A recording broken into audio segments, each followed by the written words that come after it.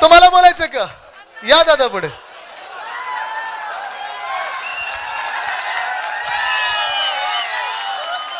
सांगा काय सांगायचं ईडी आणि दादा थांबा बोला.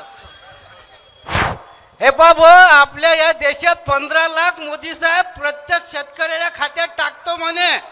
5 रुपये टाकले का? पण झालं हे भाऊ बोलून राहिले याच्या माग ईडी. त्या तो अरविंद केजरीवाल आहे त्याच्या माग ईडी.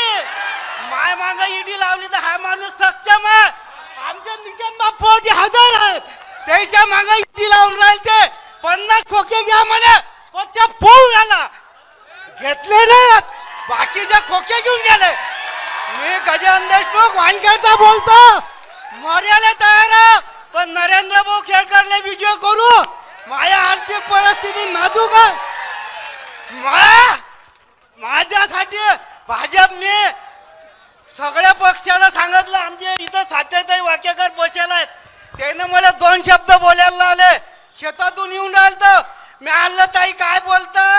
हा जयेंद्र तर ना सूर्य डमी पत्रिकार वोटिंग घ्या. तुम्ही लीडरला ऐकून नाही राहिले तर मला पेटीचा अर्ज गाळ केला. माझा 2 एकर शेती आहे भाऊ या भाजपवाल्यानं. आता त्या स्वातीकाई वाक्यकारला विचारून घ्या खोटं चिंत. माई पोरगी त्याच्या शाळेत आहे. जय महाराष्ट्र जय हिंद.